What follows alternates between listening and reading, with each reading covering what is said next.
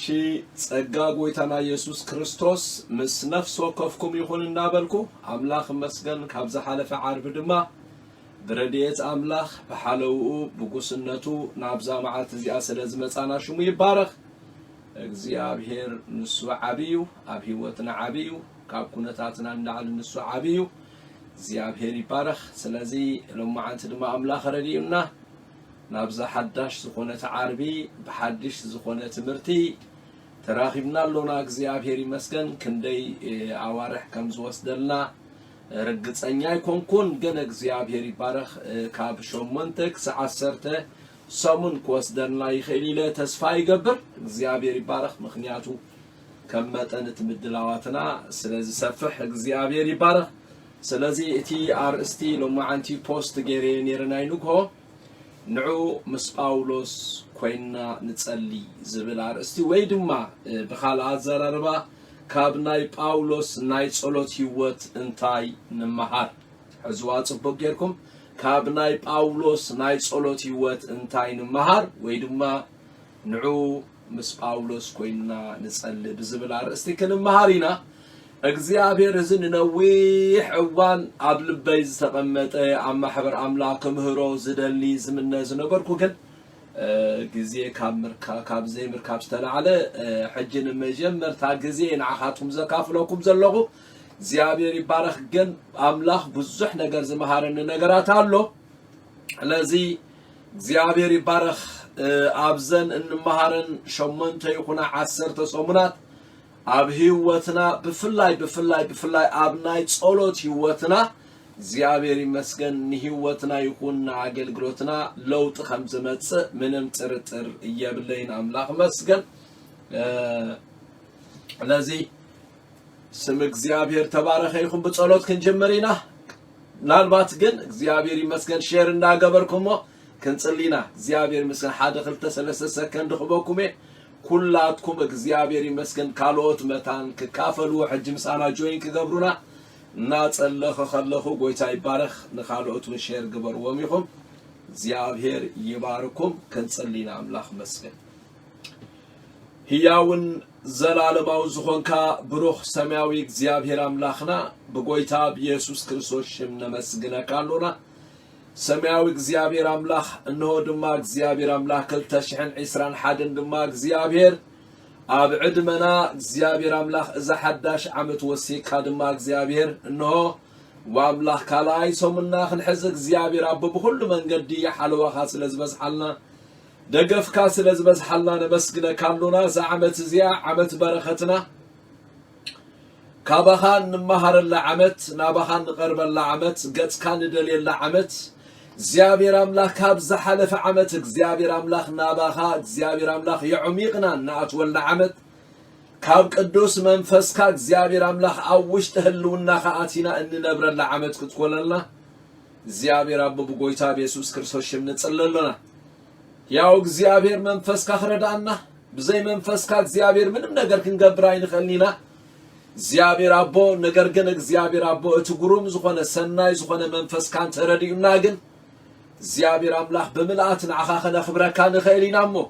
እግዚአብሔር አምላኽ ኣብ ጸጽባሕ እግዚአብሔር አምላኽ ያው መንፈስካ ናሃብካ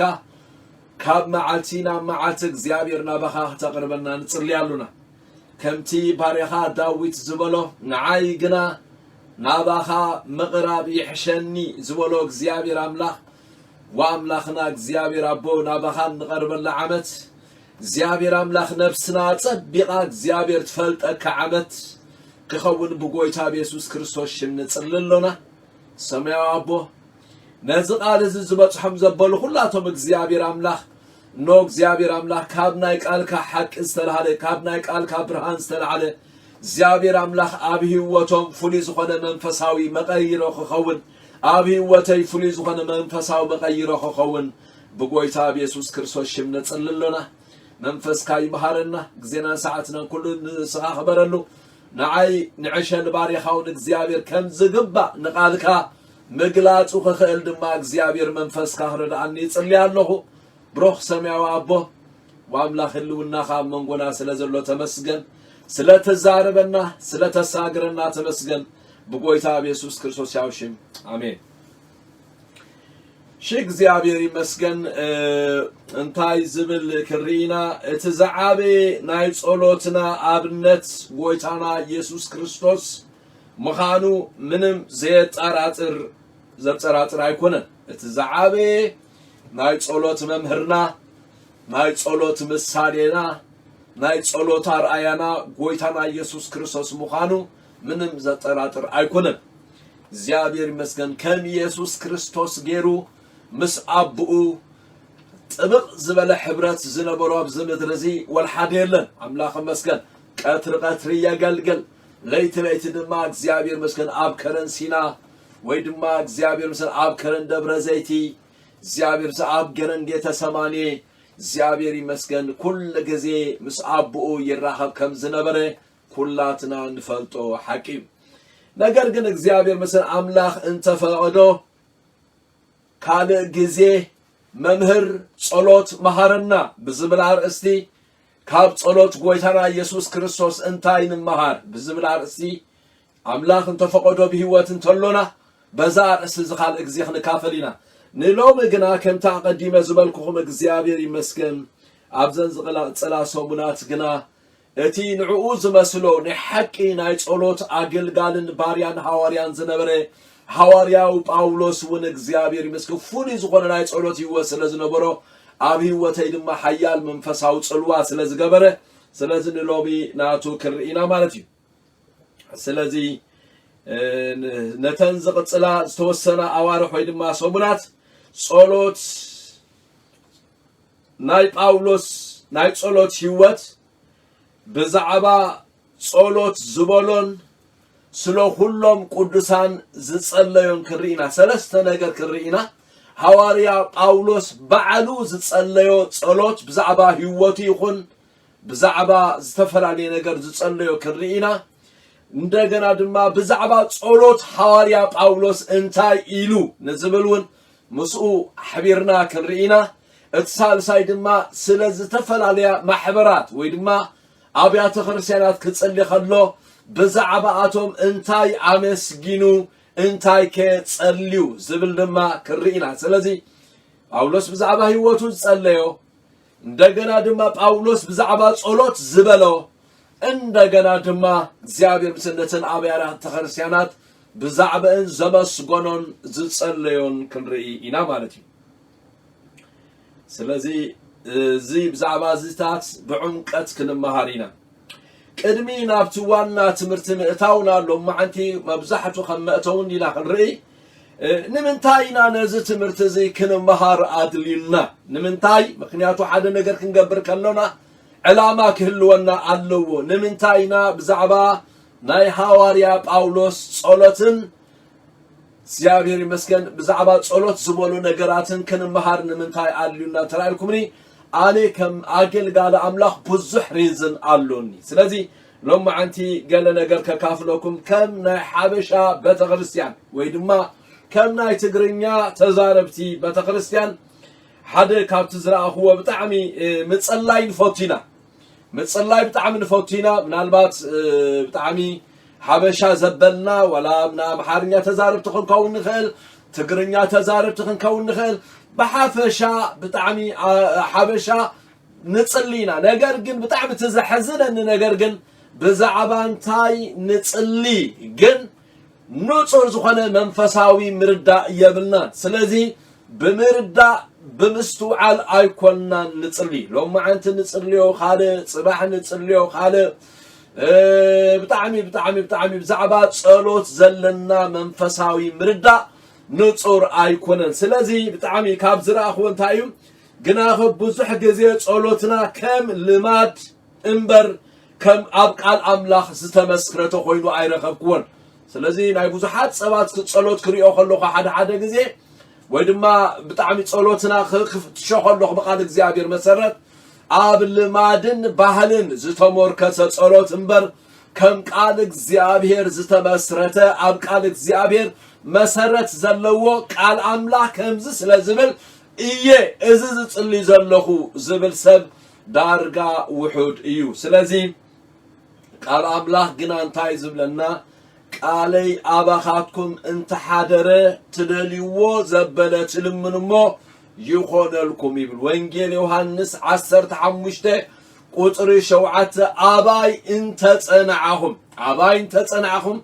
قالي دما أباخاتكم انت حادرة تدليو زبلة لمنمو يخون لكم سلازي مجمرتا أب كريستوس مصنع يدلي أب كريستوس مصنع خادما كتلمنو صلوت أملاك سمعون تخوينو أملاك سمعو دما كم زمن لشالكا رقص أن يخطكون تخونكا أباين تصنعهم قالي دما أباخاتكم انت حادرة تدليو زبلة تلمنو يخون لكم نمنتاي تدليو زبلة تلمنو يخون لكم زو قالي أباخاتكم سلاز حادرة بقالي مسارات سلا تتصليو كبقى كم قالي جيركم سلا تتصليو أملاخ دما نتتصليو صلوت نخسمعو غارانتي علوكم ويدما وحسنا علونا مالتي سلازي زابير مثل صلوتنا يسمع ديو اي سمعن رقص انياتاتكن كون تلا خوينا كم قال أملاخ مسارات تدا تصلينا كم فقاد أملاخ مسارات تدا تصلينا أملاخ نصلوتنا كم سمعو منم طرطر يلن مخنياتو زابير صوعن مخمل لسلكا زيت فلطو عبين صورن كنغركا سلازبله እግዚአብሔር ንሱ ጽዋዓኒ አለውን ከመልሰሉ በጸበባ መስኦ ሆውን ከናጉፈ ስለዝበለ እግዚአብሔር ንሱ ጸሎት ዝሰማዕ አምላኽ ስለዝኾነ እግዚአብሔር ብርግጽ ንጸሎት ይሰምዕ ግን አየናይ አይነት ጸሎት ይሰምዕ ተራይልና ግን ከመሰረት ቃል አምላኽ ዝኾነ በቃል እግዚአብሔር ሰሰነ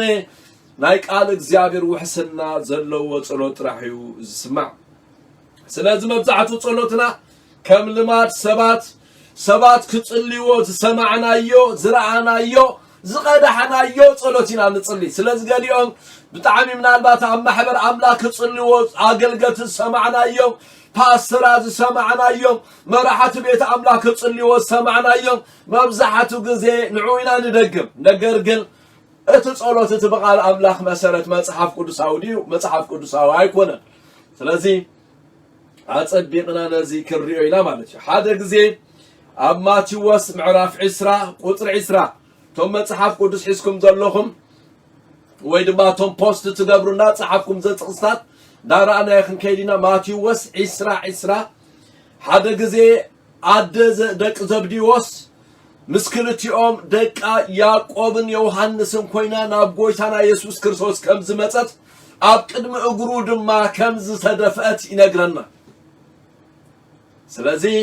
ለማልኦ ድማ ከተፈስስ ከም ልጀመረት ንሪ ስለዚህ ኣደ ደቅ ዘብዲዎስ ናብ ጎይታና ኢየሱስ መጽያ ኣብ ትሕቲ እግሩ ድማ ተደፊያ ንሕና ከምቲ ንገብሮ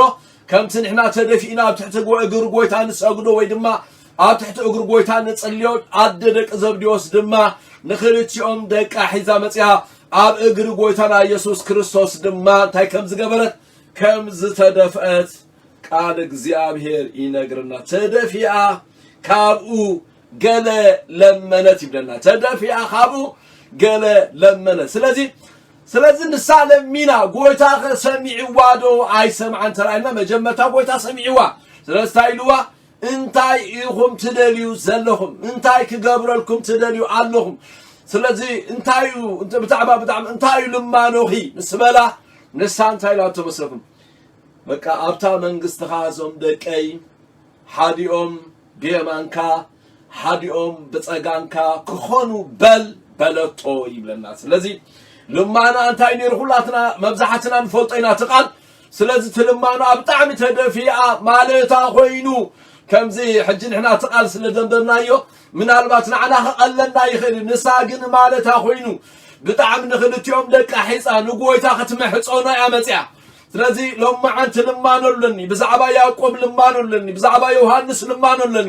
ኣብ ህይወቶም ክትገብሮ ትደሊ ነገር በቃ ልማኖልኒ ስለዚህ ከምቲ ኣደኑ ውልዳት ልምነሉ ከምዚ ሕጂ ንሕና ንደቅና ንጽልየሎም ንልምነሎም ንሳ ድማ ማለታ ኮይኑ ናብቲ ሁሉ ዝኽእል ጎይታ ናብቲ ሰሚዑ ዝምልስ ጎይታ ኣትመጽእ ዘላ ስለዚህ ሓዲኦም ብየማንካ ሓዲኦም ብጸጋምካ ክኾኑ በለቶም ምላሽ ናይ ጎይታ ግን እንታይ ነይሩ መስለኩም እትልምንዎ ኣይትፈልጡን ኢኹ ስለዚህ بتعمي أنا بتعمي أبل تعم بتحتنا بفقر قويتها نقرأكم زلي مبزحتنا إذا قال إذا كم زلوا وانا عناي ملكتنا برقت بزعبا دكنا نتصليو بزعبا بتخرستيان نتصليو بزعبا محبر أملاخ نتصليو بزعبا قدوسان نتصليو بزعبا هاجر نتصليو برقت سخم قال أملاخ مسارة نفولتونينا ويس كم نمادينا نتصلي سلازي اتلمنو آيت فلتون يخميلوا مبزحتنا إذا قال إذا خمس ملكتنا أنا رقت أني مخنياتو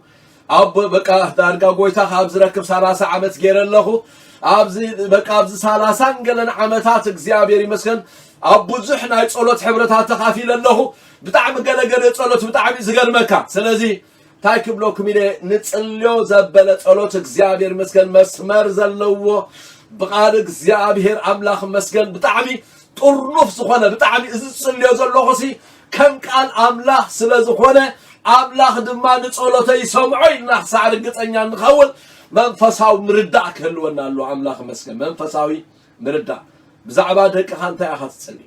بزعبا بتخرسي أنت أخذ تصلي بزعبا هزبخ أنت أخذ تصلي مخنياتو خمتاز نجركم أقدمك على يا بخاتكم انت حادرة تدلي وزبلة تلمنوا يخون لكم سلازبل زيابيري مسكن منفساوي مردعنا وانا نخن مهار بار كم أزقبرنا نقدر تايترعنا نصي إخزيابير بارا عندنا أبكال تقصي كريو زدلي نقدر نتعلم كلمين أبتوانا باولوس وتايد أنا باولوس ده لنا خيتبلوني أو إيه زلهم زيابير بارا انتاي أب يعقوب 4 قطر 3 تايل مثلا تلمونيهم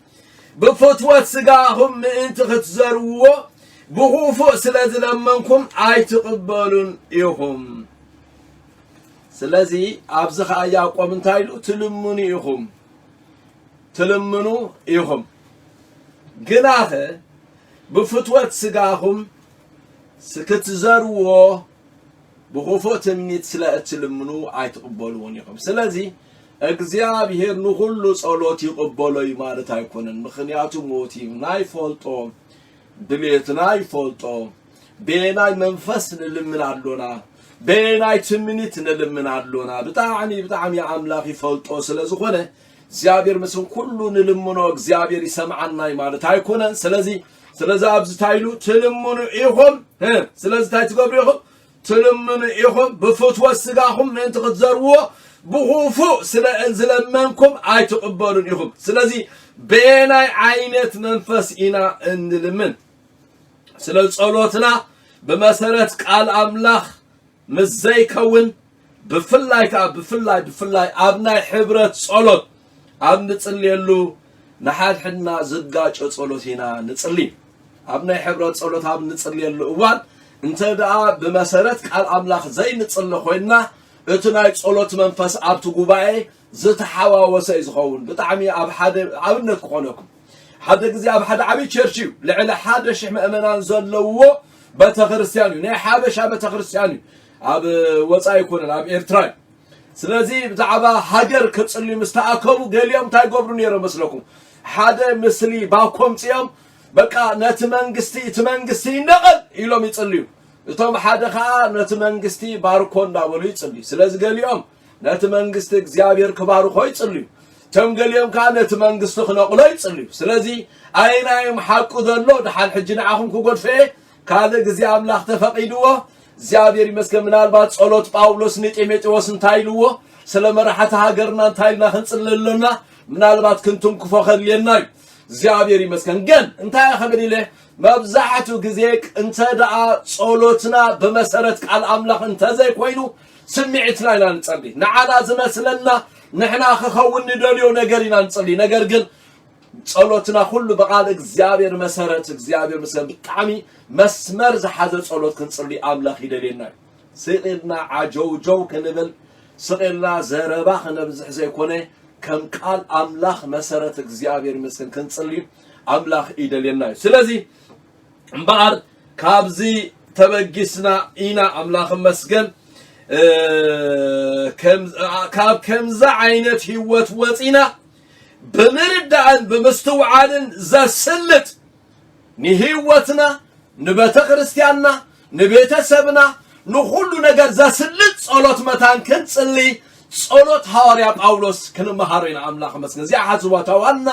ኮር ናይ ትምህርተይ እዚኣ አምላኽ መስገን ስለዚ ዋይና ጸሎት ጳውሎስ ንመሃር ዘለና ተራእይና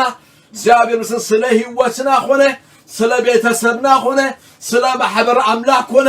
በምስትውዓልን በመርዳእን በመጽላይ መንፈሳዊ ጽልዋ ዘለዎ ዘስልጥ ጸሎት መታን ክንጽልይ እዚ ትምህርት እዚ ክንመሃሮ ኢና ስለዚ ዓላምኡ እንታይ ተልኩም ንዚኣይ አምላኽ መስገን በመርዳእ በመስትውዓል አምላኽ መስገን ከም ቃል አምላኽ መሰረት ስለ ህይወትናን ስለ ቤትናን ስለ ደቅናን ስለ ማህበር አምላኽን ስለ ሃገርን በመጽላይ ዘስልጥ ጸሎት ንምጽላይ ምኽንያቱ አብ ያዕቆብ 5:16 ጸሎት ጻድቅ በግብራ ብዙሕ ተስልጥ ያ ዝብል ጸሎት ጻድቅ በግብራ ብዙሕ ተስልጥ ያ ከም ዝብል እግዚአብሔር ይመስገን ዘስልጥ ጸሎት መታን ክንጽልይ ነዚ ትምህርት እዚ ክንመሃሮ ኢና አምላኽ ባራ ስለዚህ መጀመርታ ቀዳማይ ነጥብና ሐዋርያ ጳውሎስን ናይ ጸሎት ህይወቱ ሐዋርያ ጳውሎስ ብጣዕሚ ኣብ ግብረ ሐዋርያት ምዕራፍ 14 ታጥቅሲ ተንበብኳ ጽብቕትያ ምዕራፍ 14 እንታይ ኢሎም ወሽም ሂበሞሎም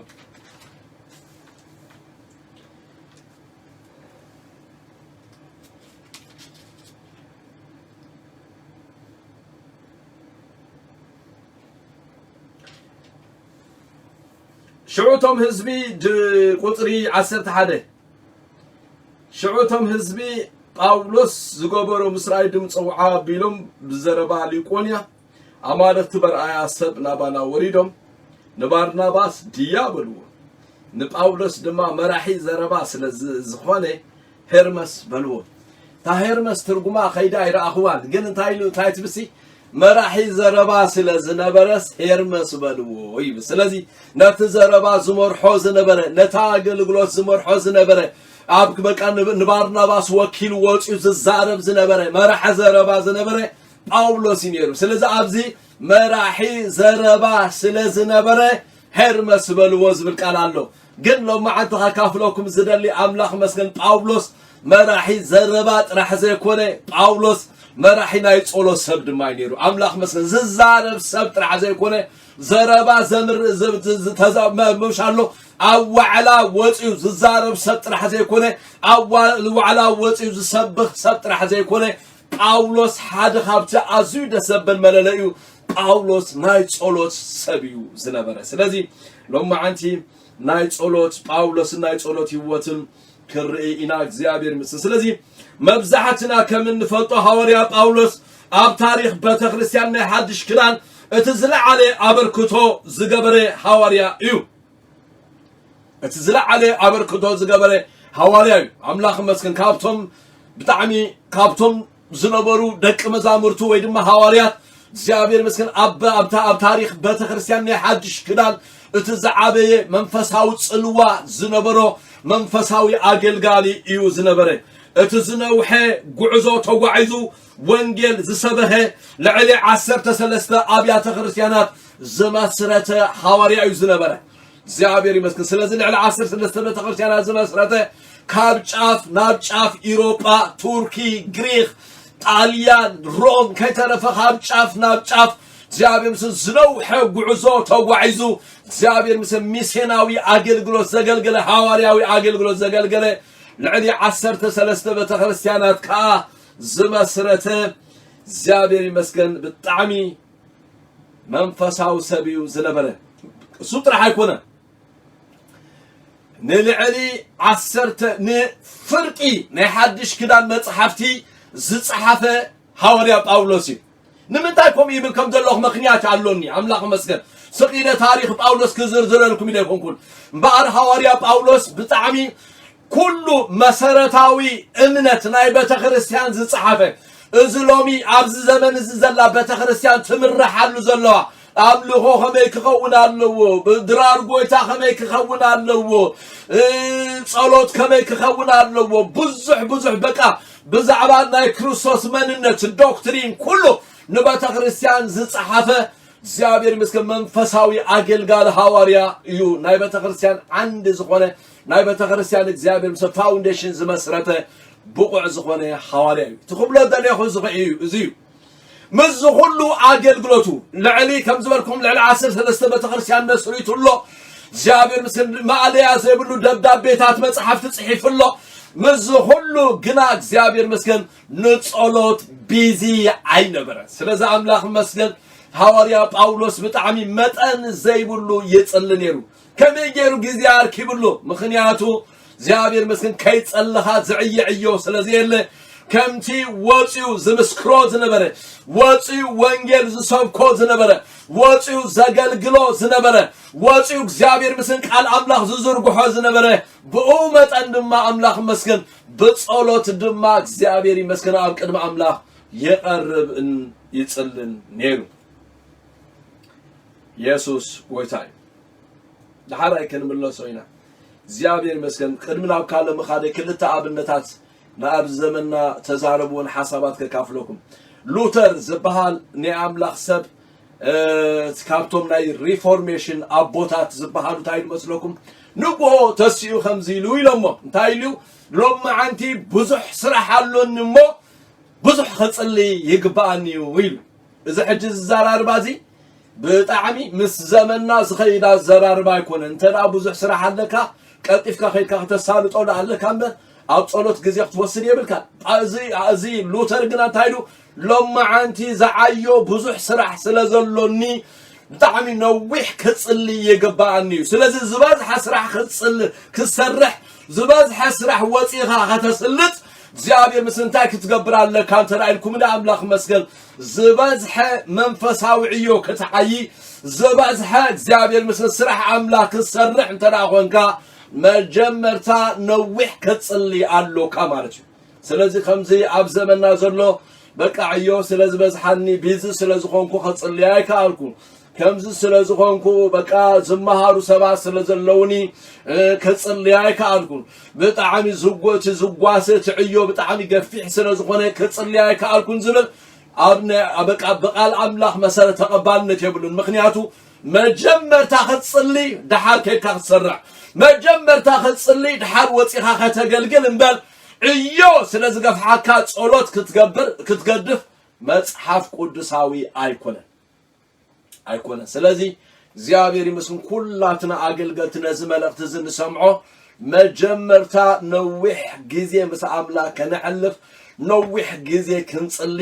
በድሕሪኡ ድማ ወጪና ከነገልግል እግዚአብሔር ይደና ስለዚህ እንደገና አብዛ ሐለፈ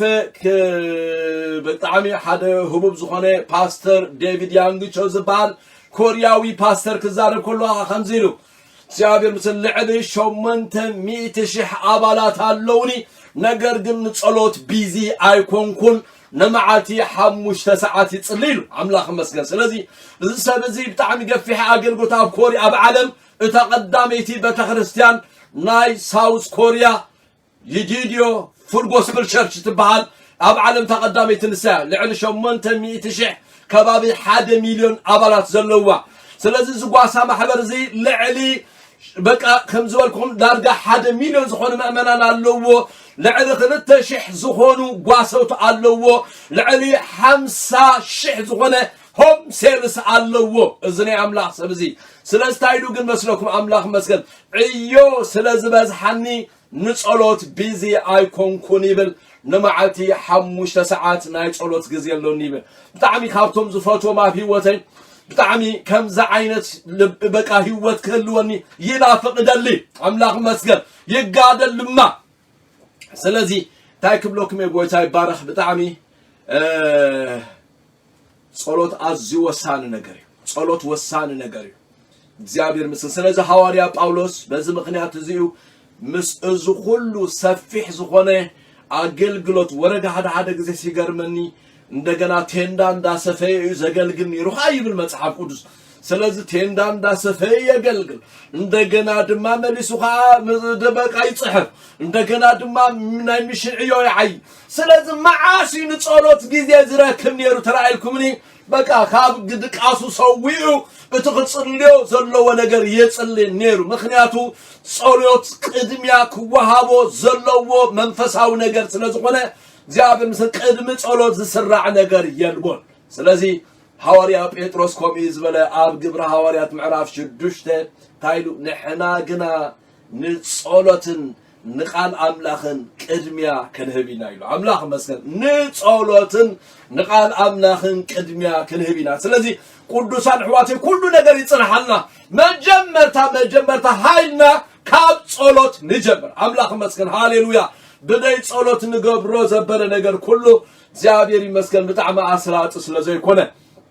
سلزي لومي كم مارتا دينا ويس كم مريم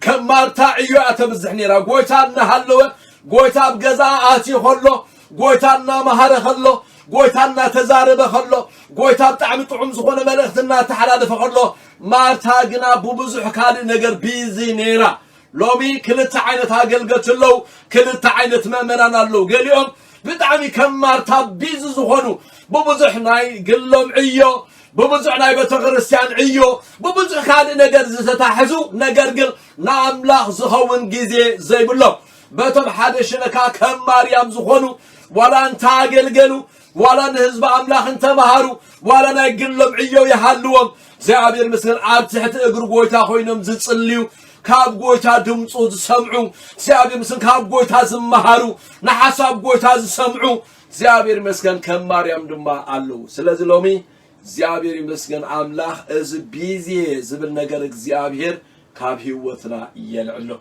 سلازي كم باولوس كنصلي يغبانا يو እሺ زيابير مسكن سلازي حواريا باولوس كاب تصليهم ጸሎታት ገለገለህን ርኢና زيابير ይባላል أتنا مجمع تصليو حواريا باولوس منجد دماسكو بتصدال برهان مستقل تصلو دحر استوسن جدي مسجان دمن كيتماخره نام مدر عرب كم زخدمو أو مصحف مهورات مصحف قدس كم زبلو نام مدر عرب كيدو لعلي 14 عام زاكل أم مدر عرب كم صنحه أو دما فولي ناي صلوت جزين ناي قال እግዚአብሔር ناي مستنتان جزين كم زنبرو أود ما أتناي صلوت منفس أبزي زابين نروحبو أب جلاتيا معرف حدا قطري 16 كانوا ببينات تصي مغنياتو قال أملاكم لا تحاسبهم كخير سلزلون نجزيابير يبارا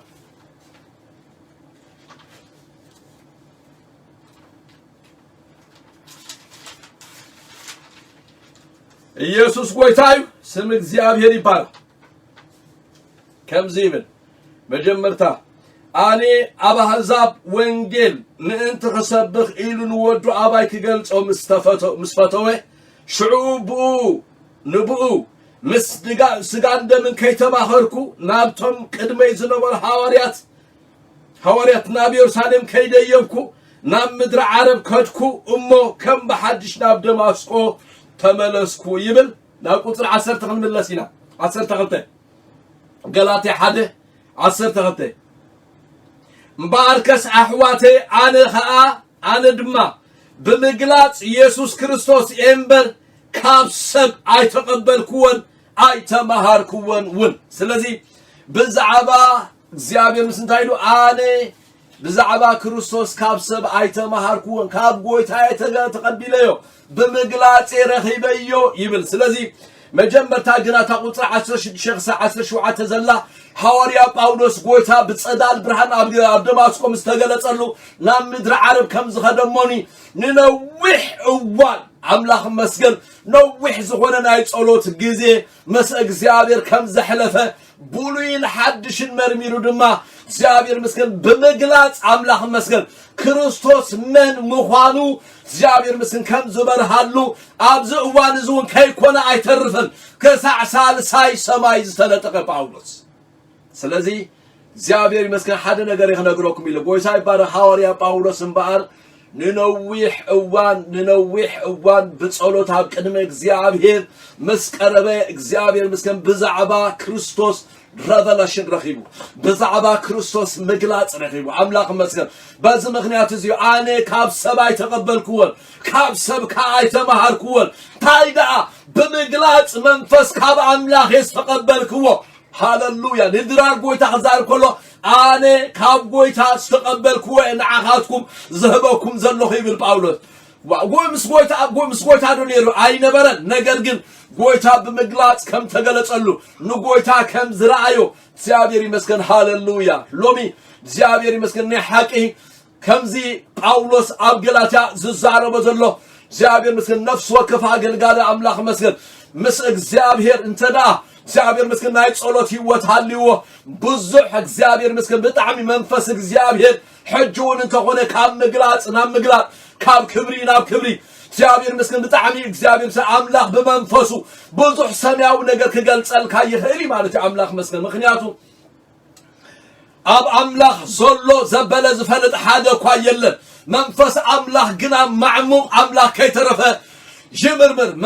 منفس قدس تمانا عنا زيابير مسكن جلت الناي بالباولوس أملاخ مسكن سلزي أب لب أملاخ زلو زبط حيلون أب لب أملاخ زلو زمرمرو يلون نجر جنك زيابير مسكن منفس هاويان كوينا انتدأ بتصلوت منفس رب أملاخ قريبنا جنا منفس قدس زيابير مسكن أب لب أملاخ زلو خلو زيابير مسكن كجلت النا يخيلو أملاخ نعنا بمنفس غيرو جلت النا يبل أملاخ مسكن سلزي زيابير مسكن تمجمر تاكل ريوز دلي باولوس بتصلوت يجمير نوح أوان أملاخ مسكن تنزل صحفة خندي دسم بدني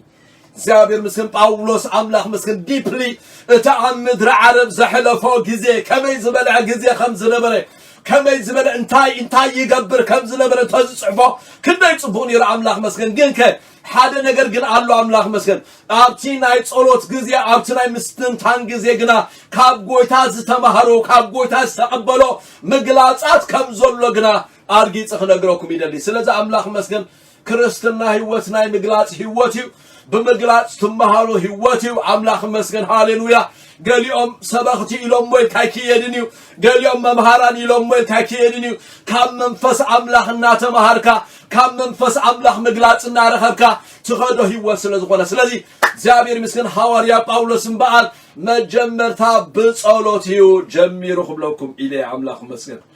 زغلو قويتا بتصدال برهان تقلي تصلو خنوسسي ناب صلوتيو زخده زيابير يبارا سلازي خمت تقدي مزولكم كالاي قرنطوس معراف 10 تخلته كاب حد خسع سلسة خسع صار ساي سماي تنتي يقول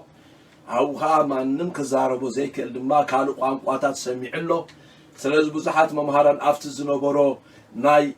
دماسقوس ناي مدر عرب هيوت ابويو سال ساي سماي تنتي يقولوا يزاربو سلازي دحان او يصنحنا سلازي እግዚአብሔር ይመስገን ሓደ ነገር ግን ከነግረኩም ጎይታ ይባረክ እቲ መንፈሳዊ ዓለም በዘም ሐሙሽተ ህዋሳትና በምርአይ በመድህሳስ በገለ ነቲ መንፈሳዊ ዓለም ናይ ሰማያት መንፈሳዊ ዓለም ክንፈልጦ ክንርዶ አይንኸኒና ስለዚህ በዚ ስጋዊ ህዋሳትና ነዚ ጉዛዊ ዓለምና ክንምርምር ንኽእል ነገር ግን ነቲ መንፈሳዊ ዓለም ግና በመንፈስና ይዝምርመር ስለዚህ እግዚአብሔር መስከን አብ ጸሎት መንፈስ ምስናቱ ኩነታት መንፈሳዊ ዓለም ክርዳና ይጅምር አብ ጸሎት መንፈስ ምስናቱ ኩነታት መንፈሳዊ ዓለም በመንፈስና ሰንስ ንገብሮ በመንፈስና ንርዶ በመንፈስና ነስተውዕሎ አምላክ መስከን ስለዚህ እግዚአብሔር ይመስገን ከም ጳውሎስ እምባር ናብ ጸሎት ክንአቱ አሉና አምላክ መስገን እግዚአብሔር ስሙ ተባረከ ይሁን ሮሜ ናብቲ ትምርታትናና መጻላን ኸይሊና ሐጂ እግዚአብሔር ይባረክ ሐዋርያ ጳውሎስ በጣም ስለ ህይወቱ ጥራይ ዘይኮነ ስለ አብያተ ክርስቲያናት ጽልይ ነሩ ቶም ትጽሕፉ ጸሐፉን ሮሜ ምዕራፍ 1 9-10 ሮሜ ምዕራፍ 1 9-10 ቀዳማይ ተሰሎንቄ 1 ቁጥር 3 ከምዝ ትብል በጸሎተይ ኩል ሰዓ ከምዝልምን እትብ ወንጌል ወዱ በመንፈስ ዘገልግሎ አምላኸ ይመስክረለይ አሉ ስለዚህ ሕዝዋዚያ በጸሎተይ ኩል ሰዓ ከምዝልምን ስለምን سلسب رومي خزاربن كله بصلوتي كل ساعة كم زلمن اتب وانجل ودو بمنفس زقلقلو أملاخ يمسكر لي الله يحسوني أملاخ مسكريو انتاي كم زخانكو بتاعم انتاي كم زقبر بصلوتي كل ساعة كم زلمن بفلاي كلير دقبرا قنا بترايتو سلوك تايلو مسلوكم بصلوتي كل ساعة إنا ذكركم أبصلوتي كل ساعة نذكركم نسبت سلونكي أبصلوتي كل ساعة نذكركم يبلغ نصبروا ميدما بصلوتي كل ساعة كم زلمن سلازا حواريا باولوس كل ساعة تصلي سلا هيوتو كل ساعة سلازا تصلي سلا تنز تخلن أبيات كريستيانات كم زلبره إنا نردا سلازي كابزن أبلع على زلوات قصتات حواريا باولوس كم تنسبت سلونكي كيباتكم تصليو زبالو نبعلو كل جزء كيك وانته زتصلي نأملاخ سبيو زنبره سلزا حواريا باولوس نسبت سالونك تايلو مالو حالك زي خنموصينا كيباتكم تصليو مالت كيك وانتكم تصليو مالت سلزي زباري أملاخ زي كيباتكم تصليو زبالا باري أملاخ زابير مسكن نصو بعلو زابير مسنتن أبيات كريستيانات بقى بتاعم كل جزء كيباته يصليل النير كل جزء يصليل النير أملاخ مسكن لازم زيابير يبارك تبلو نجار كتمهرو خندي يطعم أملاخ مسكن تقبلو نجار نخالوت وصيخ تبلو نخالوت وصيخ تزارب خندي يطعم سلازا حواريا باولوس سلا كلن أبيات كريستيانات كل جزء هيقارصه زصلي سبنيرو እንደገና ድማ كيباتكم كيقارصكم ድማ ጸልዩ ኢሉ ኢየሱስ ጎይታይ منم كوا حواريا باولوس اتخمهرو زلو ونجر يمهر انتقونه صلوت جنا عبيوت قدوسان زوم صلوا عزيو عبي مخانو يأمن نبره زيادة جي مخنقروك من حواريا باولوس اتخمهرو زلو حقي مهر نيري بجزيون بزي جزيون اتخو قدوسان تفلطو وزلوهم اتخو قدوسان كردو وزلوهم كله أملاخ مسكن منفسا وحطوهم كي ترفع إنا ملسه عميق زخونة تمرتتاتي مهر نيري باولوس نقرقن تمهر تطرح أخالي سلدي كونه اتن أبيات كريستيانات كلووتا اتن أبيات كريستيانات أملاخ مسكن ناتي أملاخ زدليو هيوة النابران كبسحة سلا أبيات كريستيانات كل جزء بصلوتي نكحني را أملاخ مسكن سلازي باولوس كاب زربان العلي كاب تمهرتن العلي بصلوت زلوو صلبا أتصبقوا يعمن سلازي نبرأيو زتصلنيرو أملاخ مسكن صلوت زعمن سب يصليو أملاخ مسكن صلوت زعمن سب يصليو لومي بزح نجرينا كاب حزب أملاخ نتصبه بزح نجر كما قلقلتي حزب أملاخ نكحلو حزب أملاخ كم زخ خونالو حزب أملاخ وصي وانجيل كنسكرالو حزب أملاخ بقدسنا خمرالسالو حزب أملاخ كم زخ خونالو يس مساهم يسمع معانا ون حزب أملاخ كم خونالو هم خونالونا نجر جن كم خون جن كسع خنديو عاجل قالي زابير مثل جيزة وسيلو كيك ورثة سلو كلهم قدوسان بصلوتات قدم እግዚአብሔር ዝጽልሲ እግዚአብሔር ምስን ክንደ ያገልጋሉ ስለዚህ አለን ታያዝብል ጸሎት ጳውሎስን ባር አጸሎት ነው ሐቅ ይዛምን ይራ ሃሌሉያ ይጽልልኩም አለሁ ክንደ ይደሰብል አምላክ መስገን ሃሌሉያ ሎሚ እግዚአብሔር ምስን ሁሉም ጽዋዓ ዘለኩም አገልገልቲ እግዚአብሔር ምስን ሽማግለታትን ጓሶትን እግዚአብሔር ምስን አምላክ ንዕዮ ዝፈለየኩም ሰባት በዛዕባ ዕዮኩም ጊዜ ወሲድኩም አምላክ መስገን ከቋረጥኩም ክጽልይ ፈቃድ አምላክ መስገን እንተ ብለይቲ እንተ በወጋሐታ አምላክ መስገን ስለ ህዝብ እግዚአብሔር አምላክና በሐሳባቱ ኸእቱ እንታይላህ ምጽልይ ካልማዓት ኽሪዕና ግን እግዚአብሔር ምስን ጸሎት ጽልዋለው ቅዱሳን ጸሎት ይሰርሕ ቅዱሳን አምላክ መስገን ስለዚህ እግዚአብሔር ይባረክ እንተና ዘይድ ጽልየለም ኮና ስለዚህ ተዛረብና የሚልወጥ ማለት አይኮነ ምክንያቱ ክንጽልየለም አሉና በጸሎት አብቅድማ አምላክ እንቀርባሉና ምክንያቱ ጸሎት አዝዩ ኃይል ለዎ ጸሎት ለውጥ የምጽዩ ጸሎት ተሐድሶ የምጽዩ ጸሎት ምንቅቃህ የምጽዩ ጸሎት ካውድቀት የተንስዩ ጸሎት ካብድቃት የውጽዩ አምላክ መስገን ስለዚህ እግዚአብሔር ይባረክ አዚና ህዝብ እግዚአብሔር ንጸሎት አዚና ክንትንስ በፍላይ ካቶማ አገልገልቲ ስለመመናን ክንጽልይ እግዚአብሔር ይደለና እዩ አምላክ ባራ ሱጥራ አይኮነን አምላክ መስገን ደስ ዝብለን ድማ ጎይታ ይባረክ ሱጥራ አይኮነን ሐዋርያ ጳውሎስ ስለ ቅዱሳን ይጽልይ ጥራህ ዘይኮነን ነሩ ናከገልግል ኮጽ ሆለህ አን ሁሉም ቅዱሳን ካታይ ብለም ነሩ بطعمي نقالو أملاخ دقة خفتلي نقالو دما بتبعت كزاربو اكزابير بقى دقة خفتلي صليو لي ابن رافي مسكفتكو نقالو خمس قبا اكزابير مسن كقلصو خخل خمس قبا بتبعت كسبكو تايقبور لي بلوم نيرو صليو لي بلوم نيرو سلازي بطعمي ጳውሎስ ከም ዝበልኩኹም ደቋር ጸሎት ይጽልይ ባሉ ስለዚህ ባሉ እንዳጸለየ እንታይ ያለ ካሉ ጸሎት ንሱ ንገዛርሱ ጸልይ ስለ ቅዱሳን ይጽልልሎ ስለዚህ ናይ ካሎ ጸሎት እንታይ ያለው ተላይኩም ነገር በጣም የሐዋርያ ጳውሎስ እግዚአብሔር መስገን ሃሌሉያ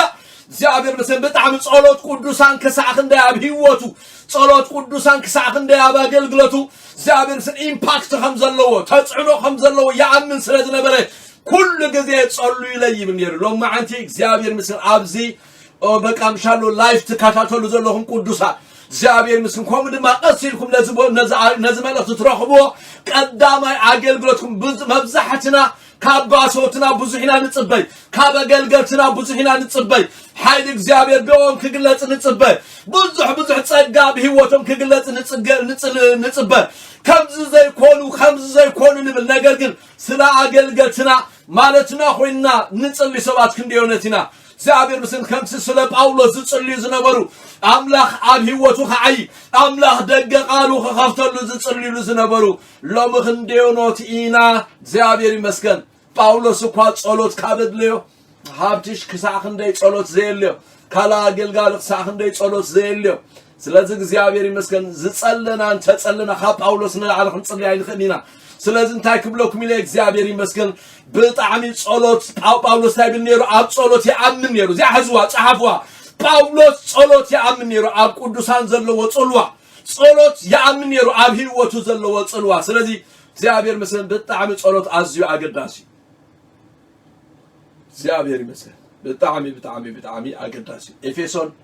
6:19 ቆሞ ይበል ጸልይ ላይ ይሎማል ኤፌሶን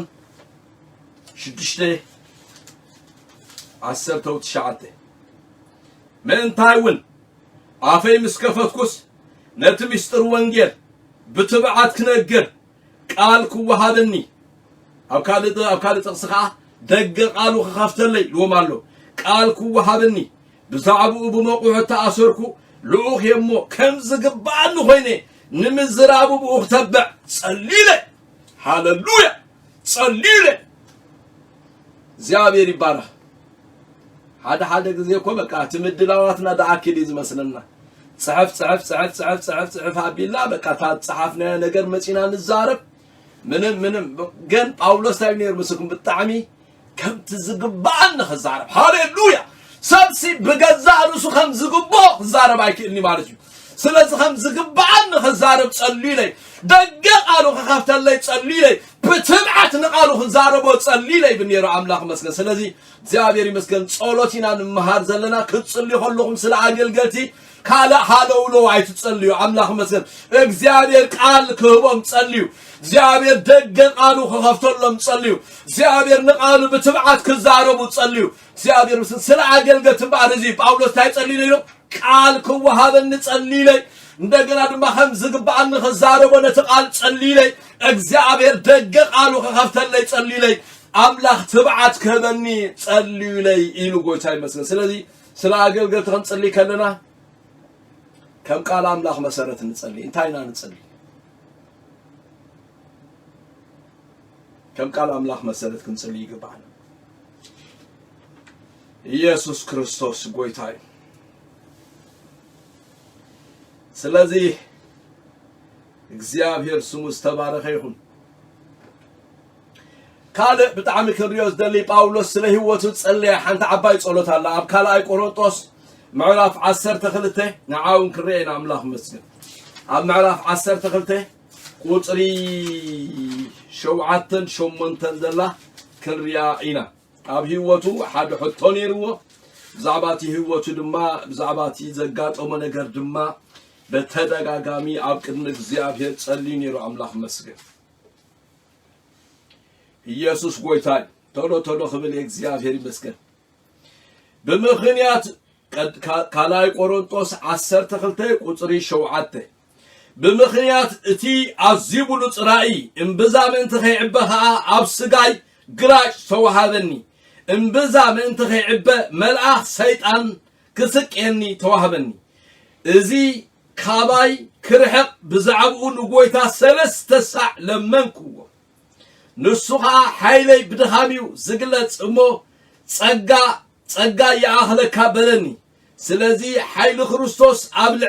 ልዕለይ ምእንቲ ክሓድር ብብዙሕ ተሓጓስ ብድኻም ይምካሕ ኣለኹ እናበለ ኣብዚ ኣብ ስጉኡ ሓደ ግራጭ ከም ዝነበረ ይነግረና ስለዚ ዝግራጭ ጅንታዩ ገሊኦም ከም ዝብሉ ገሊኦም ከም ዝብሉ ብዙሓት ሰማምዕሉ ልዕሊ 900 ሰማምዕሉ ጳውሎስ ኣብ ስጉኡ ሕማም ከም ዝነበረ ይዛረቡ ገሊኦም ከዓ ትዝገጥሞ ዝነበረ ፈተና ይዝብሉለው እንተበቲ ኮይኑ ግና በቲ ብዛዕባቱ ብሉጽ ራእይ መታን ከይዕበ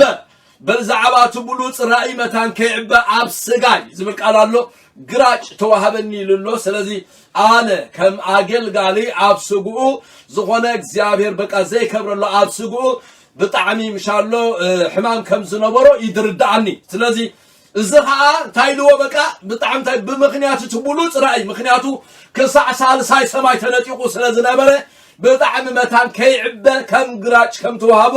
በዛዕባ ዝነገር 3 ግዜ ከም ዝጸለየ አምላክ ከልዕለሉ 3 ግዜ ከም ዝጸለየ ነገር ግን ሓይለይ ብድኻሚ ጸጋ ያኣኽለካ ዝብል ብጣዕሚ ጸጋ አምላክ ከም ተዋሃቦ አምላክ ዘኽእል ጸጋ አምላክ ይቦ አምላክ እግዚአብሔር ምስን ከም ዘልዕሎ ተዛሪብዎ ጳውሎስ ከዓ መልሲ ምስ ረኸበ ድማ ምስ ሓሳብ አምላክ ተሰማሚዑ ስቕ ኢሉ ስለዚ ተቀዳመይቲ ደልያ ካብቲ ክንመሃሮ ደልዩ ዘለኹ ኣብ ህይወትና ብዙሕ ነገር ክገጥመና ከሎ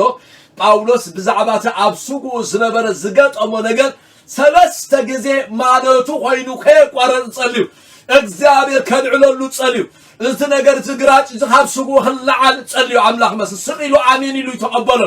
ዝኾነ ነገር ኣብ ህይወትና ክመጽእ ከሎ ዝኾነ ነገር ኣብ ስጋና ይኹን ኣብ ቤትና ይኹን ኣብ ዝኾነ ነገር ክመጽእ ከሎ ስቂልና አሜን ኢልና ክንቅበሎ ይኮነን ዘለና እንታይ ደኣ ከም ጳውሎስ ማለትና ኮይኑ ከይቋረጽና እግዚአብሔር ይመስገን ሃሌሉያ ከይቋረጽና ማለትና ኮይኑ ነቲ ዝገጠመና ነገር ክንጽልየሉ ይግባአና ገለገለ ሰባት በጣዕሚ ሓንሳ እንተና ጸሊኻ ደጊምካ ምጽላይ ኣይልየካን እዩ ደጊምካ ምጽላይ ዘይምእማን እዩ ዝብሉ ሰባት ኣለዉ ኖ ጳውሎስ ስለዘይኣመነ ይኮነን 3 ግዜ ጸልዩ መጨረሻ ግና መልሲ ምስ ረኸበ ውዱእ ዝኾነ መልሲ ንዑ ዝኸውን ጸጋ ሂበካ ኣለኹ ንዑ ዝኸውን ሓይሊ ክርስቶስ ኣባኻ ኣሎ ስለዚ እግዚአብሔር ምስ ብድኻመይ ምኽንያቱ እታ መጨረሻ ደላ ደስ ትብለንላ ብጣዕሚ ትገርመኒ ነገር ኢየሱስ ጎይታ እዩ ሓይሊ ክርስቶስ ኣብ ልዕለይ ምእንቲ ክሓድር ብብዙሕ ድኻም ይሕመልካ ኣለኹ ስለዚ ሓይሊ ክርስቶስ ኣባይ ምእንቲ ክገሃድ ስለዚ ሓይሊ ክርስቶስ ምስኡ ነይሩ እኹል ዝኾነ ጸጋ ተዋሂብዎ ብድሕሪኡ ግና ምስ ሓሳብ አምላክ ተሰማሚዑ ስለዚ ዝኾነ ነገር ክገጥመና ከሎ እግዚአብሔር ይመስገን ከይቋረጽና ሓደ ግዜ ክልተ ግዜ 3 ግዜ አምላክ መስገን ምኽንያቱ መጽሓፍ ቅዱስና እግዚአብሔር ምስን ደጋጊምካ ምጽላይ ናይ ምእማን ምልክት እምበር ዘይ ናይ ምእማን ምልክት ኣይኮነን መጽሓፍ ቅዱስ ኮባ ኣይምህረናኒ ከይቀበጹ ክጽልዩ ከም ዝግባኦም ብምስላ ተዛረቦም ስለዚ ምናልባት ኣብ ስጋኹም ግራጭ ዘሎ ምናልባት ሕቶ ዘለኩም ምናልባት ዘይተመለሰ ነገር ዘለኩም ደጋጊምኩም ከም ጳውሎስ ንእግዚአብሔር ሕተትዎ እግዚአብሔር ድማ ከመልሰልኩም ኢየሱስ ጎይታይ አምላክ ባራ ኢየሱስ ጎይታይ ካለ ብጣዕሚ ሐዋርያ ጳውሎስ ጸልዮ ሮሜ ምዕራፍ 10 ቁጥሪ 1 ህዝብ እስራኤል ህዝቡ ክድሕን ጽልይ ነይሩ አምላክ መስገን ህዝብ እስራኤል ህዝቡ ክድሕን ይጽልይ ነይሩ እግዚአብሔር ይመስገን ስለዚ እግዚአብሔር ይባረክ ጳውሎስ ንመሃሮ ነገር እንታይ ተራእልኩምኒ እግዚአብሔር ይባረክ ጳውሎስ ሓያል ዝኾነ ጸሎት አይብል መስኩም ከምዚ ይብል ንሳቶም ክድሕኑ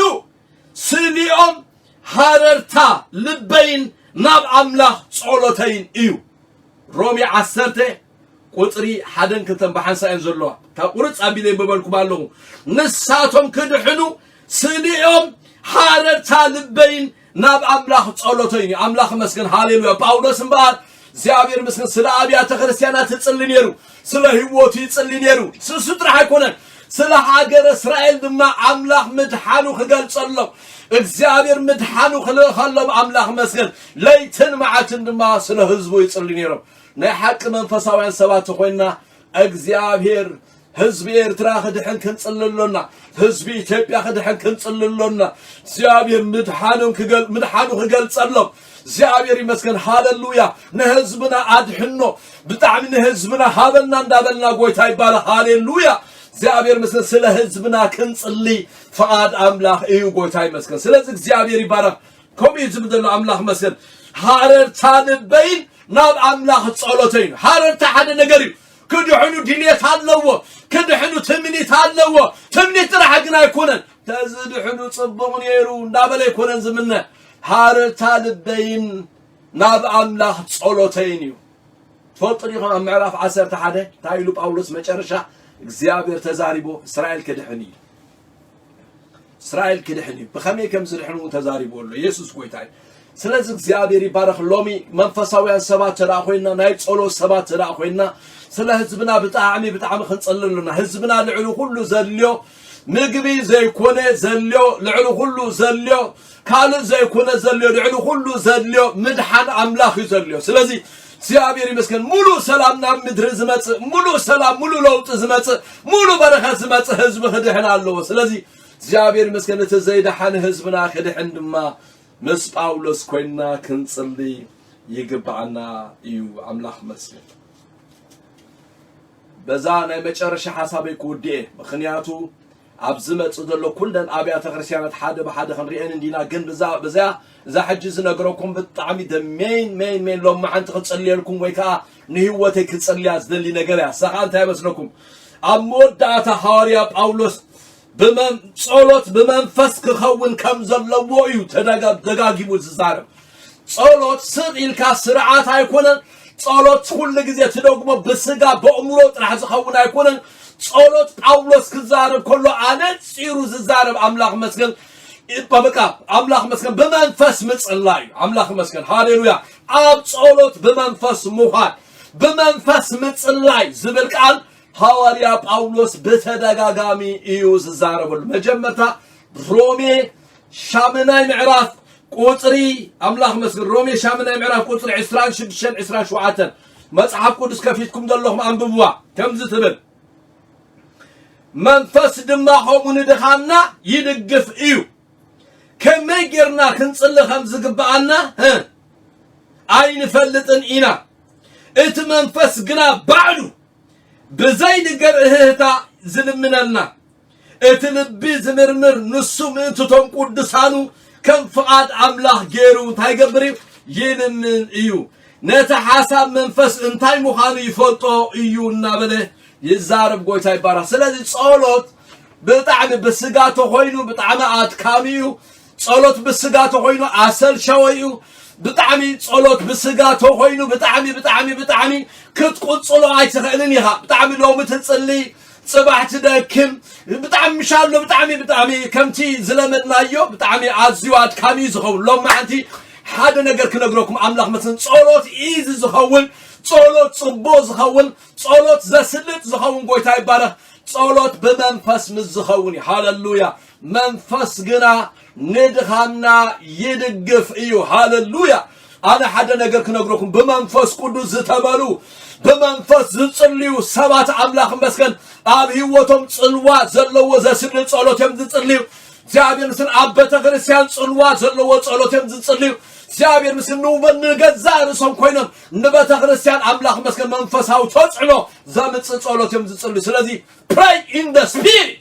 አምላክ መስከን በመንፈስ ምጽላይ ሃሌሉያ በመንፈስ ምጽላይ ስለዚህ ሀብድኻን ለጻና ስጋዱኹም መንፈስ ግን አንድ ድኻምና ይድግፍ بتعم زجر من نجر كم يجرنا خنصلهم زجبعنا يفلت عن فلتنا بسجال أنفلت باقناها أبطلت منفس آتينا بمنفس تزي كوينا اتتغكلنيا حساب أملا اتتغكلنيا مخري أملا كن فلط عينه النينا سلازي قويتاي مسكن تايز بلا تبجرشاتي اتلبي زمرمر أملا من تتم قدسانو كم فعاد أملا ديري لمن يبل دقناها اتي حساب منفس انتاي مخانو يفلطو يبل أملا مسكن اتي حساب منفس سلازي بمنفس كونكا ختصلخ اللخا بمنفس كونكا ختصلخ اللخا كم حساب أملاخي خاتتصلي كم فعاد أملاخي خاتتصلي بمنفس كونكا ختصلي خلخا ات منفسي بزين قرهتا سبيخا زلمت زابير مسكن سلازا أملاخ مسكن حواري أولو سنبال بتعمي أبكالي تقسي أب قدامي قرنطوس 14 بمنفس اتصلي بأمورو دما اتصلي لنو بفلاي بزعبا بقام قواتات متصلاي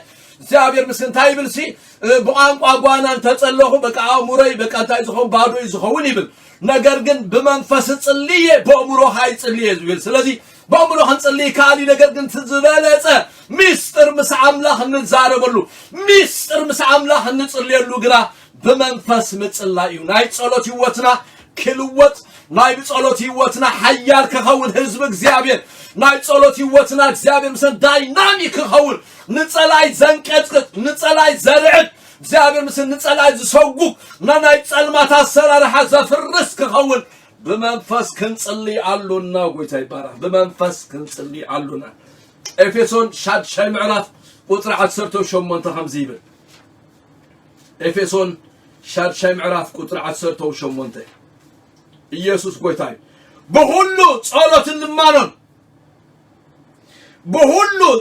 ልማኖን ሁሉ ሰዓብ መንፈስና ጸሎኹም እሞ መስናይዙን በሁሉ እና ተጸመንኩም ስለ ሁሉም ቅዱሳን በጸሎት ንቁሑ حجاب زايد مسلكم بتعمي أرجع قداسي بوينت اللوجوي تايبار خمسة قال زايدو كل صولة اللمان كل ساعة بمنفس الناس اللهم أبزا معراف الزياء معراف شدوش إفيسون بزعبا منفسها وقي الزارب منفسها وأطوان نايمنت بقى نايم بقى سيفي كل تزعفو سيفي ندقنا دما بقى والتا امنت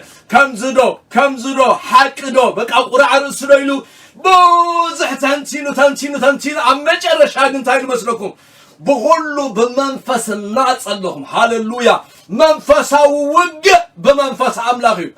منفسها وقع بقى مشالو نقابل علت منفسها وعالم منفسها وتوصعنو ختمت زابير مسكن نخلو نايت سلمات السرارحة ختفرس نخلو السخة تنبركي كعب تنبركي خلوان كله ناقان تسرح فرس تخينو زابير مسكن منفسها وقع بمنفس عملاغي منفسها وقع بمنفس عملاغي سلازي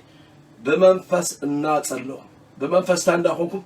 الناس اللهم بس النايز كل ساعة بمنفس الناس اللهم بتعمي እግዚአብሔር ካብዛ ማዓት እዚያ በመንፈስ ከጸልዩ እግዚአብሔር መንፈስኩም ይፍታሐዩ እግዚአብሔር ይመስገን በመንፈስ ከጸልዩ ቋንቋ ተዋሂቡና በመንፈስ ከነማርደሉ በመንፈስ እግዚአብሔር ምስል ለይትን ማዓትን ሃሌሉያ መብዛዓትና እግዚአብሔር ምስል መንፈስ ቅዱስ ተቀበልና መንፈስ ቅዱስ ተመሊና بتعم مشالله بقى منفس قدس تملئ نمبال نبر بين نايت بز نجر زعين تصليلوينا نجر كلهم ما حتى حدا نجر كنقركم منفس وقعت واقوت عنكم بز منفس زه تصلي لكم قوي بار كل ساعة بمنفس الناس اللهم هاللويا بخلو حنا تسمنكم سلا كلهم قدسان بصلوت نقو هاللويا اب صلوت كتاعت كلهم بسغايت راي ولا تهزب እግዚአብሔር قالوا اب منفساو دقاس كله خليم قالوا عبد خامته تحيز كله خليو نسخم جن انت راب منفس كونكم سلو كلهم قدسان بصلوت نقحم سلا تمام منفساو وجزلو سلا تم بخاد نجر دلو بقى خمزو غينام حلو لو كم نبال المنفس آتيخات زابير مسكن سلو كلهم قدسان سلتهم بفتنا زلو سلتهم مكرا زلو سلتهم قال زلو أملاخ مسكن هاليلويا كم منفساو سب منفساو عالم آتيها سلو كلهم قدسان تتصلي مالتي أملاخ مسكن እግዚአብሔር ቃሉ ይባረክ الله ስም እግዚአብሔር ተባረከ ይሁን በመንፈስ ክንጽሊ كلنا እግዚአብሔር ይመስገን እዚ ዘለናዮ ግዚያዊ ዓለም ብዙሕ ናይ ጸልማት መናፍስቲ ብዙሕ ተጽዕኖ ዘለዎ ዓለሚና ዘሎና ልዕል እዚ ሁሉ ግና መንፈሳዊ ተጽዕኖ ጥሒስና ክንምውጻእ ብውልቁ ኾነ ከም ቤተ ክርስቲያን በመንፈስ ከንጸልይ አሉና ስለዚህ እግዚአብሔር ይባረክ ቤተ ክርስቲያን ካብ መንፈሳዊ ድኻም ትወጸሉ ቤተ ክርስቲያን ካብ መንፈሳዊ ስንፍና ትወጸሉ ቤተሰብና ካብ መንፈሳዊ ድኻም ዝወጸሉ ሚስጥር በመንፈስ ምጽላይ ስለዚህ እግዚአብሔር ይባረክ ካብዛ መዓልት እዚኣ ጀሚርኩም እግዚአብሔር ይመስገን በመንፈስ ጸልዩ በመንፈስ እግዚአብሔር ይመስገን ኣብ መንፈሳዊ ዓለም ተመላለሱ ዘሎ ኣብዝጉዝ ካብዚ ኣብትጉዛዊ ዓለም ዘዓይ እቱ ምሳኹም ዘሎ መንፈስ ይዓብሞ ኣብ ልዕሊ መንፈሳዊ ዓለም ኣብዚ ምድራዊ ጉኡዛዊ ዓለም መንፈሳዊ ተጽዕኖ ዘምጹ ሰባት መታን ክንከውን እግዚአብሔር ምስን ከም ጳውሎስ በመንፈስ እንጽል ሰባት ክንከውን ይግባአና ጳውሎስ ኮሜዲ በመንፈስ ጸልይ በአእምሮ እንጸልይ ስለዚህ በአእምሮ ምጽላይ አገዳስ እኮ ተኮነ ልዕሊ ሁሉ ግና በመንፈስ ሚስጥር ምስ አምላኽ እንዳተዛረብኩም ካብ ኩሉ ድኻም ዘውጻኩም በመንፈስ ምጽላይ ምዃኑ ከነግረኩም ይደሊ እግዚአብሔር ቃሉ ይባርከና ኣብዚ መጽእ ዘሎ አርእስትና ከነግረኩም ጸሎት ጳውሎስ ንአብያተ ክርስቲያናት ሓደ በሓደ ክንርኢና እግዚአብሔር ቃሉ ይባርከና ሼር ግበርዎ ሼር ከይገበርኩም ከይተዓጽዎ ሁላትኩም ሕጁን ንዓይ አይኮነን ከምዚ ገንዘብ ክረኽበሉ ገለ ይኮንኩን ዛረብኩም እዚ ትምህርት እዚ ትማልም ሸጥረ 5 ሰዓት ወሲድለይ ኣብ ቅድመ አምላክ ክዳለወሉ እግዚአብሔር ይመስል ስለ ይኮንኩን ተዳልየ ጸልየ እንጽዮ ስለዚህ ቅዱሳን ክባረኹሉ ይኽእል እዮም ኢለ ዝኣምን ስለዚህ ንኻልኦቱ ሼር ግበርዎ እግዚአብሔር ይባረክ ኩላትና ጸሎት ጳውሎስ ኮይና ሕጂ ከም ጳውሎስ ናይ ጸሎት ጳውሎስ ኢና ንጽልይ እግዚአብሔር ይባረክ ሃሌሉያ ጎይታ ተመስገን ነመስግነ ካሉና አምላኽና እግዚአብሔር ሃሌሉያ ጳውሎስ ባሪያህ እግዚአብሔር አምላኽ ለይት ስለ ህይወቱ ሆነ እግዚአብሔር አምላኽ ስለ ቅዱሳን ሆነ እግዚአብሔር አምላኽ አቦ ጸሎት ዘለዎ ጽግሚ አጸቢቁ ተረዲኡ እግዚአብሔር አምላኽ ካብ መጀመርታ ክሳዕ መወዳእታ እግዚአብሔር አምላኽ ብዛዕባ ውልቃዊ ህይወቱ ሆነ ብዛዕባ እግዚአብሔር አምላኽ አብያተ ክርስቲያናት ሆነ ብዛዕባ ህዝቡ ሆነ እግዚአብሔር ወአምላኽ ለይትን መዓልትን ኣብ ቅድሚኻ ይጽልይ ከም ዝነበረ ሎሚ እግዚአብሔር አምላኽ ሎሚ ነዝቃል ዝንሰምዕ ኩላትና እግዚአብሔር ወአምላኽ ከምዚ ባሪያኻ ክብሎ ጽንዕ በመንፈስና ጸለኹም ዝበሎ እግዚአብሔር አምላኽ አቦ መንፈስ ካብ ልዕሊ ሁላትና ክኸውን እግዚአብሔር አምላኽና ካብ መንፈሳዊ ድቃስ ወፂና እግዚአብሔር አምላኽ በመንፈስ ሃሌሉያ መንፈስካ እግዚአብሔር አምላኽ አበርትዕና ለይትን መዓልትን እግዚአብሔር አምላኽ ኖ ጎይታ በመንፈስና ጸለና እግዚአብሔር አምላኽ በለይት በመንፈስና ጸለና በወጋሐታ በለይትና በመንፈስና ጸለና ንሁሉ ምኽሪ አጋንንት እናፍረስና ነህዝበኻ ንቅዱሳን እናባረኽና እግዚአብሔር አምላኽ ኣብ መንፈሳዊ ዓለም መንፈሳዊ ተጽዕኖ ዘምጾ ቅዱሳን ክንከውን እግዚአብሔር አምላኽ በመንፈስካ ትረዳና ንጽልያሉና መንፈስ ቅዱስ ደግፈና ኣብዝናይ መወዳእታ ዘመን እግዚአብሔር ኖ እግዚአብሔር አምላኽ ንባሪያህ ጳውሎስ ጸጋ ያአኽለካ ይዝበልካ እግዚአብሔር ጸጋ ዘኽእል ጸጋ አለውካ ዘኽእል ኃይል አለውካ ዘኽእል መንፈስ አለውካ መጎይታ በኢየሱስ ክርስቶስ ስም እግዚአብሔር ንሁሉም ቅዱሳን ኣብ ዊኒፔግ ዘለው ንሁሉም ቅዱሳን ዛ ማሕበር እዚኣ እግዚአብሔር አምላኽ ንሁሉም ቅዱሳን ኣብ ከተማ ዊኒፔግ ዘለው ንሁሉም ቅዱሳን ኣብ ማኒቶባ ዘለው ንሁሉም ቅዱሳን ኣብ ካናዳ ዘለው ብጎይታ በኢየሱስ ክርስቶስ ስም ንባርኾም አሉና መንፈስካ እግዚአብሔር ኣብ ህይወቶም ይቶ መንፈስካ እግዚአብሔር አምላኽ የተንሳአዮም መንፈስካ እግዚአብሔር አምላኽ የባራብሮም መንፈስካ እግዚአብሔር አምላኽ ይሕይሎም መንፈስካ እግዚአብሔር ንወንጌል ይዕጥቆም ንብላሉና እግዚአብሔር አምላኽና ኩሎም አገልገልትልኻ ድማ እግዚአብሔር አምላኽ ስለ ህይወቶም እግዚአብሔር አምላኽ አቦ ስለታ ዘገልግልዋ ማሕበርን እግዚአብሔር ስለ ህዝቦምን ከተማምን ገጽካ ክደልዩ እግዚአብሔር ናይ ጸሎት መንፈስ እግዚአብሔር ነገልገልትኻ ተፈስስ ጽልይ ኣለኹ ክብሪ ሁሉ ንዓኻ ይሁን ብስም ኢየሱስ አሜን